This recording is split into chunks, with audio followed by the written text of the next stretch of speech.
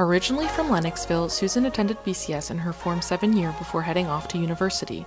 She completed a BA in Sociology at St. Mary's and Bishop's University, and she holds a Bachelor's of Education from the University of Ottawa. In her role as our athletics coordinator, Susan helps organize everything to do with Crease, from schedules to travel arrangements. She also coaches several sports and teaches physical education. In her free time, Sue loves exploring the outdoors with her dog Stella.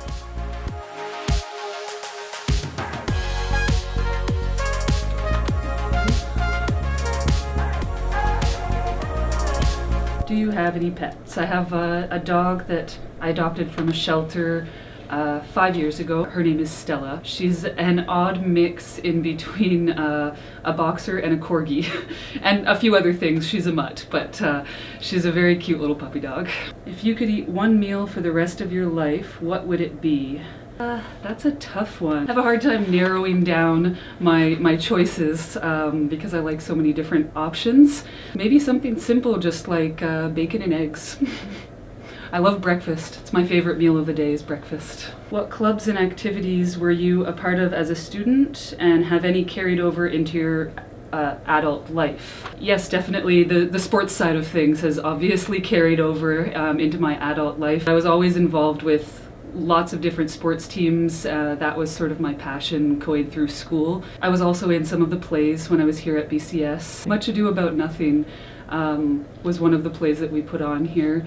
And there was another one in the chapel, but I forget the name of that one. I remember standing up in front of the chapel, in front of the whole school with the podium was still the same back then. The stand with the eagle on it was still the same back then. I can remember standing up there in front of everybody and being quite nervous. That's it for this bucket. What brought you to BCS as a student, and why did you return as an adult? I was considering going to Cégep, but when I looked at the options for grade 12 here at BCS for 7th form, I really liked what the school had to offer. It seemed like really good class sizes and really good opportunities to be a student here at BCS, so I decided to come here instead of going to Cégep. And what brought me back as an adult? I'm not sure. There's something about Lennoxville that just, I always kept on coming back here. No matter how many times I moved away, I always ended up back in Lennoxville, and obviously BCS is sort of a big part of Lennoxville, so when I saw the job opening in athletics, it was a bit of a no-brainer. I applied right away, and I was very happy to get my job here in the athletic department at BCS. It's a good balance between teaching and organizing, and it's all related to sports, so it's really a perfect fit for me. What is it like being colleagues with staff that used to teach, coach, and mentor you when you were a student? Actually, it's quite nice, I think. I remember my first day of school, my first day coming back to BCS as an adult. I ran into Dan Flieger, and he was my soccer and basketball coach when I was a student. And so it was great to see him and just see a friendly face. I remember he showed me around or brought me over to one of the meetings and introduced me to a few people. So I think it's very nice to have people like that I was familiar with, to come back to a new work environment, but with friendly faces. One more left. What is your favorite part about working in athletics? Seeing the improvement in the teams that I coach is always great. I love watching an athlete master a skill, you know, something that they couldn't do at the beginning of the year, and by the end of the season, they've got it down and they can look at you with a smile or give you a thumbs up. That's a great feeling to know that you've helped them learn something. Okay, on to the third bucket. How do you define success?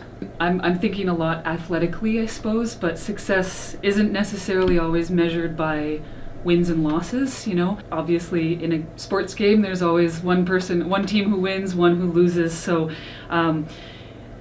a team might be successful even if they've lost a game. You played varsity rugby at the university level for both St. Mary's and Bishop's. When did your passion for rugby first start? My first ever rugby game was actually played right here at BCS. wearing purple and white. It was at a case tournament. We traveled to Ridley that year, and I guess that's where it all started, my passion for rugby. I had never played rugby before coming to BCS, so it was a brand new sport, and I think that's what really intrigued me about it, was the fact that it was new and it was something different that I've never done before. So BCS sort of opened that door for me and gave me the opportunity to play rugby, and then I went on into university and continued playing. If you could go back to Form 7 and give your past self some advice, what would it be? Get involved as much as possible. As a new student at a new school, I was a little bit shy in the beginning. I had a bit of a hard time sort of figuring it all out in the first few months of school, you know, because there's just so much going on at BCS, but so really just don't hold back, get involved as much as you can, and that's the easiest way to meet people and get to know the school and get to know your fellow students. And that was it. That was the toughest one for the last. Yeah, we just have one small item left. I might be bad at these questions. I don't know all my history of the school.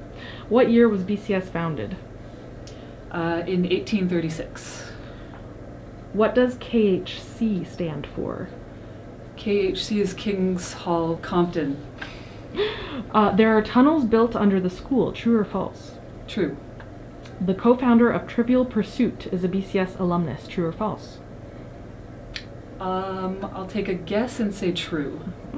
Schoolhouse was used as Pierce Hawthorne's house in the TV show Community, true or false? False. What is the BCS motto? Oh. Well, thank you very much. That was great. Okay, you're welcome.